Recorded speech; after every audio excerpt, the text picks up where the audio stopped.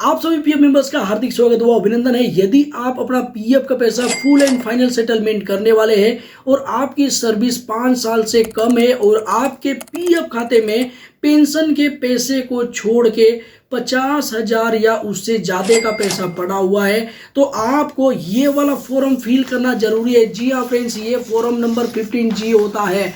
इस फॉर्म को अगर आप भर के अपलोड नहीं करते हैं तो आपके पीएफ खाते से पैसा कट के आने वाला है, एज ए टीडीएस कट जाने वाला है, या फिर मैक्सिमम चांस है कि आपका जो क्लेम है वो रिजेक्ट हो जाएगा, ईपीएफओ के द्वारा सेटल ही नहीं किया जाएगा। और सेटल किया जाएगा तो भैया पैसा कम आएगा। मान लीजिए कि आपके खाते में 1 लाख रुपए पड़ा था, 1 लाख आने वाला था, तो 10% भी कटता है तो आपको 90,000 रुपये ही मिलेगा। 10,000 रुपये टैक्स के रूप में कट के मिलेगा। तो भैया आपको अपना लॉस नहीं करवाना है, आपको ये फॉर्म फिल कर लेना है और इस फॉर्म को फिल करने में गलती नहीं करना है। नया फाइनेंशियल ईयर स्टार्ट हो चुका है। आज के इस नए वीडियो में हम जानेंगे कि नए फाइनेंशियल ईयर के हिसाब से, इस साल के हिसाब से आप किस तरीके से इस फॉर्म को भर सकते हैं। क्योंकि यदि आपने कोई पुरानी वीडियो को देख करके इस फॉर्म को फिल कर दिया और कुछ डिटेल गलत हो गया तो हो सकता है कि इसके लिए भी आपका क्लेम रिजेक्ट हो जाए या फिर आपके पीएफ खाते से टीडीएस का पैसा कट जाए। तो आज के इस नए वीडियो में पूरा ही मैं इसे भर के बताने वाला हूँ, एक एक पॉइंट को समझाने वाला हूँ, उन पॉइंट्स के मतलब क्या है ये भी बताने वाला हूँ। तो हो सकता है कि ये वीडियो थोड़ी लेंथी हो जाए। अगर आपने इस वीडियो को पूरा देख लिया तो आपके पीएफ खाते से कोई भी 1 रुपया भी टीडीएस नहीं कटेगा और आपका क्लेम सेटल भी हो जाने वाला है। तो ये है फॉर्म नंबर 15G, जिसे कि आपको फिल करना जरूरी है। यदि आप फिल नहीं करते हैं या फिर गलती कर देते हैं फॉर्म फिल करने में तो हो सकता है कि आपके भी पीएफ खाते से पैसा कट जाए टीडीएस के रूप में और आपके भी बैंक अकाउंट में कम पैसा रिसीव हो। और यहाँ पे फाइनली आप देख सकते हैं कि 1 अप्रैल 2025 को ये फॉर्म हम फिल कर रहे हैं।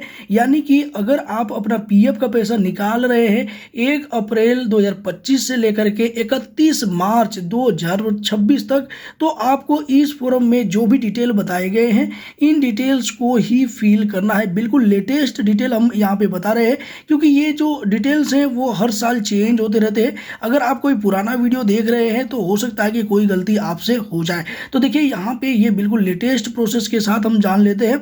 सबसे पहले तो ये आप देख सकते हैं कि ये फॉर्म नंबर 15G है, जो कि जिसकी उम्र 60 साल से नीचे है। अगर आपकी उम्र 60 साल से नीचे है ना तो ही आपको ये फॉर्म फिल करना होता है। अगर आपकी एज 60 साल से ऊपर है तो इसके लिए आपको 15H फॉर्म फिल करना होता है। और 15H किस तरीके से फिल करते हैं इसका अलग से डेडिकेटेड वीडियो हमने बना दिया है। सिमिलर वीडियो है, उसमें थोड़ा बहुत चेंजेज है, वो वीडियो आप चेकआउट कर सकते हैं। तो अभी फिलहाल में हम फॉर्म नंबर 15G फिल कर रहे हैं, जो कि 60 साल से कम उम्र के लोगों के लिए होता है।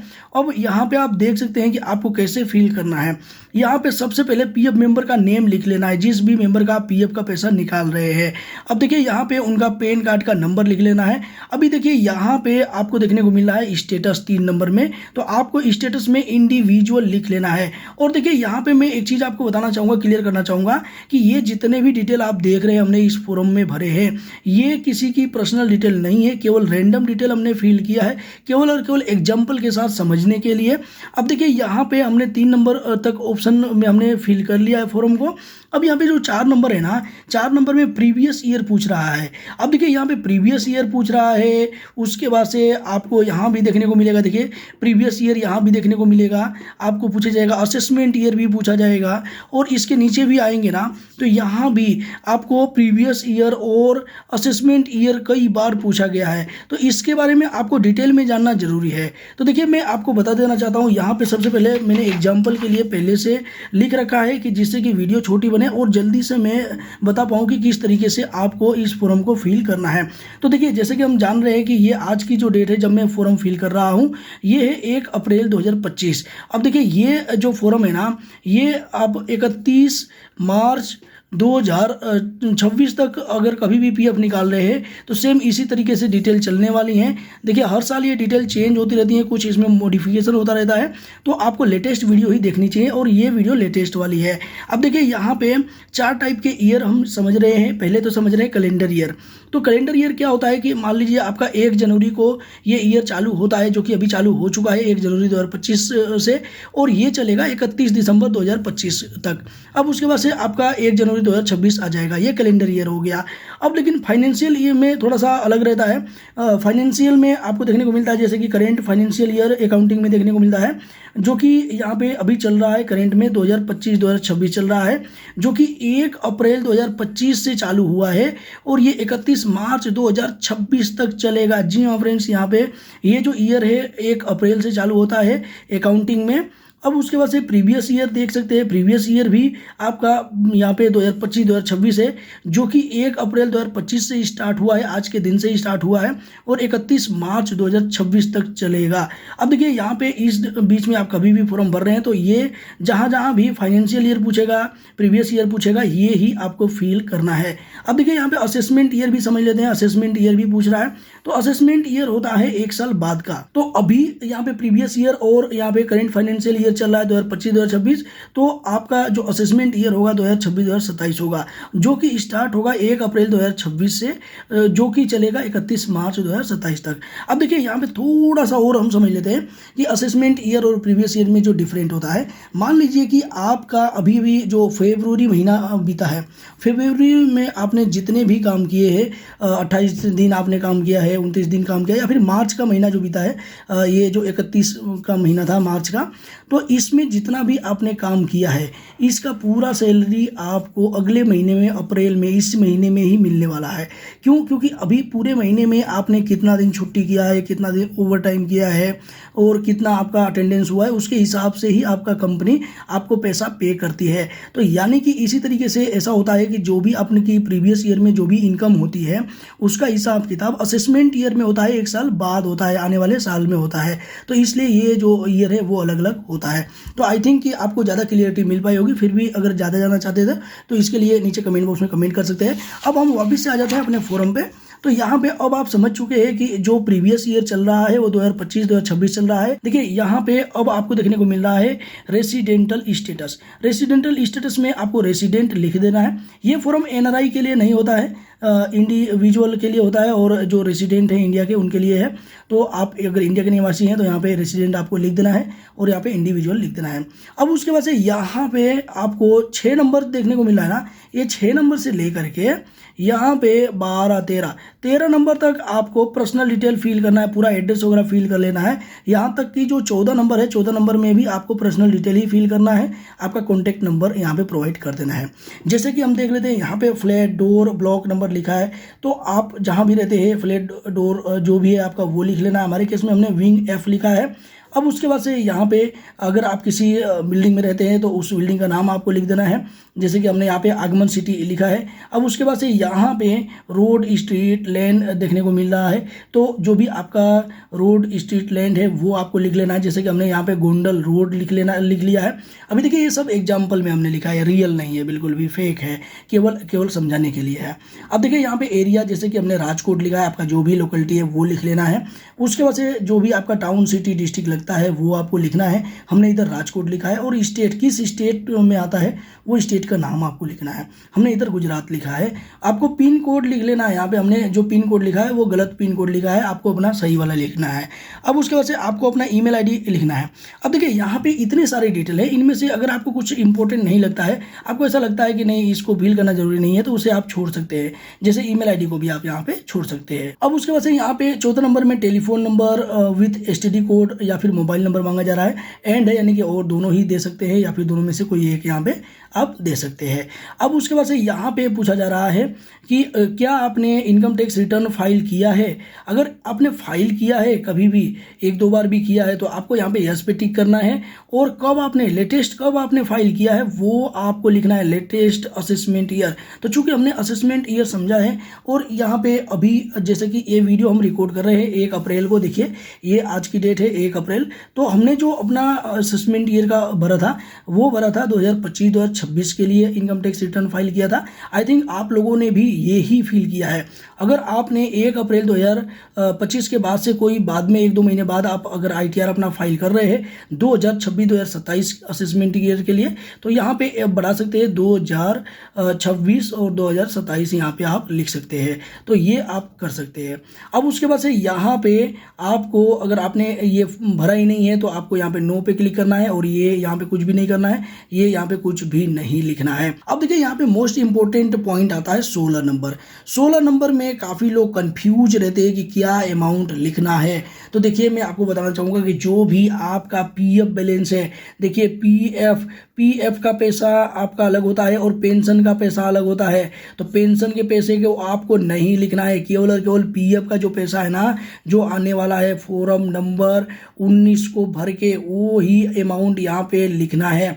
यानी कि पेंशन का जो अमाउंट है उसे आपको घटा के इधर लिखना है। अब यहाँ पे काफ़ी लोगों के कन्फ्यूजन ये भी रहते हैं कि भैया मेरा जो पीएफ है मान लीजिए कि 1,20,000 रुपये आने वाला है, लेकिन इसके साथ साथ ब्याज भी तो आएगा। मान लीजिए 7-8 हज़ार रुपये अभी ब्याज आया तो यहाँ पे बढ़ जाएगा ना अमाउंट, ये तो ऊपर या नीचे हो सकता है। तो आपको इसका टेंशन नहीं लेना है। यहाँ पे अप्रोक्स अमाउंट पूछ रहा है, एस्टिमेटेड अमाउंट पूछ रहा है, एग्जैक्ट अमाउंट बिल्कुल भी नहीं पूछ रहा है। तो यहाँ पे आपको आसपास की अकाउंट जो भी बैलेंस है वो लिख लेना है, जो भी अमाउंट आने वाला है। आपका थोड़ा ऊपर नीचे होगा तो इसके लिए भी आपका क्लेम रिजेक्ट नहीं होने वाला है। अब उसके बाद से जो इम्पोर्टेंट पॉइंट है वो 17 नंबर है। 17 नंबर में काफ़ी लोग कंफ्यूज हो जाते हैं कि भैया यहाँ पे क्या भरूँ, यहाँ तो हमने पीएफ का अमाउंट भर लिया, मान लिया कि 1,20,000 रुपये आने वाला है, यहाँ क्या भरूँ। तो देखिए यहाँ पे जो एस्टिमेटेड अकाउंट पूछ रहा है टोटल, देखिए एस्टिमेटेड टोटल इनकम पूछ रहा है इस फाइनेंशियल प्रीवियस ईयर में कितना होने वाला है। जो आपका प्रीवियस ईयर चल रहा है ना, आपने भरा है 2025-2026, इसमें कितना अर्निंग होने वाला है या फिर कर चुके हो आप, तो वो ही यहाँ पे फिल करना है। तो मान के चलते हैं कि इनका 1,20,000 रुपये पीएफ का पैसा आने वाला है और इन्होंने 50-60 हज़ार रुपये अलग से कमा लिया है या फिर इनका पैसा आने वाला है एज ए इनकम इस साल। तो यहाँ पे हमने 1,80,000 रुपये लिख दिया है। अब थोड़ा सा मोटा मोटी और हम समझ लेते हैं कि मान लीजिए कि हालांकि हम इसे तो 1 अप्रैल को भर रहे हैं, तो 1 अप्रैल को मान लीजिए कि इनकी पिछले महीने की सैलरी आ गई है, अप्रैल में 20,000 रुपये की इनकी सैलरी आई है, 20,000 रुपये इनकी अर्निंग है। मान लीजिए कि इनका कोई इनकम हो गया है 10,000 रुपये, कहीं और से इनकम हो गया है, यानी कि टोटल इनका 30,000 रुपये इनकम हो गया है। तो इस केस में ये क्या कर सकते हैं कि जो भी पैसा इनका आने वाला है, मान लीजिए कि 1,20,000 रुपये आने वाला था पीएफ का पैसा और 30,000 रुपये इनकी अर्निंग हुई है, तो ये जोड़ के 1.5 लाख रुपये लिख सकते हैं। या फिर आप 3-4 महीने बाद भर रहे हैं और 3-4 महीने में और भी थोड़ी बहुत कमाई हो गई है, तो वो आपको एस्टिमेटेड इनकम इधर लिख देना है। तो आपको टेंशन नहीं लेना है, यहाँ पे 2.5 लाख रुपये से कम जितना भी आपका अमाउंट बनता है वो इधर लिख देना है। और अगर आपका थोड़ा कम ज़्यादा भी अमाउंट होता है तो इसके लिए भी आपका ये जो फॉर्म है वो रिजेक्ट नहीं होगा और आपका टीडीएस भी नहीं कटने वाला है। तो यहाँ पे इस तरीके से आपको यहाँ पे अमाउंट लिख लेना है। ये ध्यान रखना है कि पीएफ का अमाउंट जरूर लिखना है, क्योंकि यहाँ पे इंक्लूडेड यहाँ पे 16 को भी आपको जोड़ना है। जो कॉलम 16 में आपने भरा है जो कि ये 1,20,000 रुपये, वो भी आपको जोड़ के ही यहाँ पे लिखना है। अब उसके बाद से यहाँ पे 18 नंबर में पूछा जा रहा है कि क्या आपने इससे पहले किसी भी काम के लिए फॉर्म नंबर 15G भरा है तो कितने भरा है और कितने अमाउंट के लिए भरा है। तो अभी फिलहाल में हम 1 तारीख को ही तो ये फॉर्म भर रहे हैं और पहला पीएफ के लिए ही भर रहे हैं, हमने कोई भी फॉर्म नहीं भरा है। तो भैया हमने यहाँ पे एन कर दिया है। अगर आपने 1-2 फॉर्म भरा है तो यहाँ पे जितना भी फॉर्म भरा है वो गिनती यहाँ लिखना है और कितने अमाउंट के लिए भरा है वो गिनती यहाँ पे अमाउंट लिख देना है। अब उसके बाद से यहाँ पे देखने को मिला 19 नंबर में आपको यहाँ पे अपना मेंबर आईडी लिख लेना है, जो कि पीएफ नंबर होता है 22 डिजिट का जो पीएफ नंबर होता है वो आपको लिख लेना है। आप यूएन नंबर भी इधर लिख सकते हैं। अब उसके बाद से नेचर ऑफ इनकम, देखिए चूंकि आपका 5 साल से कम का पैसा है तो इसलिए ये इनकम में कैलकुलेट होता है, आपका income as a income calculate किया जाता है। इसलिए यहाँ पे लिखा हुआ है नेचर ऑफ इनकम, किस टाइप का इनकम है होने वाला है आपको। तो पीएफ विड्रॉल आपको यहाँ पे लिख लेना है, पीएफ से पैसा निकल रहा है ना। अब उसके बाद से यहाँ पे सेक्शन होता है टैक्स का, इनकम टैक्स का अलग अलग टाइप के सेक्शंस होते हैं। तो पीएफ विड्रॉल के लिए 192A है तो वो आपको एज इट इज लिख देना है। अब उसके बाद से कितना अमाउंट आने वाला है तो वो हमारा 1,20,000 के आसपास आने वाला है, जो कि हमने 16 नंबर में फिल किया था, वो ही इधर आपको फिल कर देना है। उसके बाद से यहाँ पे आपको साइन कर देना है, जो भी है, मैं ऐसे फर्जी साइन कर देता हूँ, आपको अपना साइन कर लेना है। अब उसके बाद से यहाँ पे आपको पीएफ मेंबर का नाम लिख देना है। और चूंकि हमने अब समझ लिया है कि प्रीवियस ईयर कब खत्म होगा और क्या होता है, तो हमने अभी समझा है कि जो प्रीवियस ईयर चल रहा है 2025-2026 वो 31/3/2026 को खत्म हो जाएगा। तो 31/3/2026 को यहाँ पे लिख दिया हमने एंडिंग ऑन अब असेसमेंट ईयर कब खत्म होगा, असेसमेंट ईयर हमारा जो खत्म होगा वो 31/3/2027 को खत्म होगा, तो हमने ये लिख दिया है। आपको एज इट इज यही लिख देना है, कोई दिक्कत वाली बात नहीं है, आपका क्लेम रिजेक्ट नहीं होगा। अब देखिए इसके बाद से जो प्रीवियस ईयर एंडिंग, तो प्रीवियस ईयर एंडिंग वही सेम चीज़ पूछ रहा है, हमने यहाँ पे सेम चीज़ लिख दिया है, और सेम चीज़ ऊपर वाला ही यहाँ भी पूछ रहा है, असेसमेंट ईयर जो एंडिंग हो रहा है वो क्या है, तो वो यहाँ पे हमने लिख दिया है। अब उसके बाद से यहाँ पे आपको अपना जो भी सिग्नेचर है वो कर देना है, मैंने इसे घुमा दिया है टेम्पररी। अब उसके बाद से प्लेस आपको लिख देना है, हमने राजकोट लिखा है, और कब ये फॉर्म फिल कर रहे हैं वो डेट आपको लिख लेनी है। अब इस फॉर्म में आपको इतना ही फिल करना था। अब इसके साथ साथ एक और फॉर्म होता है जो कि आपको फिल नहीं करना है, इसका पार्ट 2 होता है। जो हमने भरा है वो पार्ट 1 है, आप देख सकते हैं ये जो हमने फिल किया पार्ट 1 है, और पार्ट 2 को आपको एज इट इज अपलोड कर देना होता है। अब इनको करना क्या है कि आप अपने मोबाइल फ़ोन से स्कैन कर सकते हैं कैमरे से, और इसका पीडीएफ एक बना सकते हैं, और इस पीडीएफ को जब भी आप पैसा विड्रॉल करते हैं तो वहाँ पे फॉर्म नंबर 15H और 15G अपलोड करने का ऑप्शन आता है। तो चूंकि आपकी एज 60 साल से कम है और आपको अब फॉर्म नंबर 15G ही फिल करना है, तो ये वाला फॉर्म फिल करके वहाँ पे अपलोड कर देना है और अपना क्लेम कर देना है। सफलतापूर्वक आपका पूरा का पूरा पैसा आ जाने वाला है, 1 रुपया भी आपका डिडक्शन नहीं होने वाला है। फिर भी अगर आपको नहीं पता है कि लेटेस्ट प्रोसेस क्या है पीएफ विड्रॉल का, तो इसके लिए हमने अलग से डेडिकेटेड वीडियो बनाया है, वो वीडियो आप चेकआउट कर सकते हैं। इस वीडियो के माध्यम से आप और क्या जानना चाहते थे जो कि हमने इस वीडियो में कवर नहीं किया है, वो आप नीचे कमेंट बॉक्स में कमेंट करके बता सकते हैं। इस वीडियो को ज़्यादा से ज़्यादा शेयर कर सकते हैं जिससे कि ज़्यादा से ज़्यादा लोगों की हेल्प हो सकती है। इसी के साथ मिलते हैं किसी नेक्स्ट इन्फॉर्मेटिव वीडियो में, तब तक के लिए जय हिंद, जय भारत, वंदे मातरम।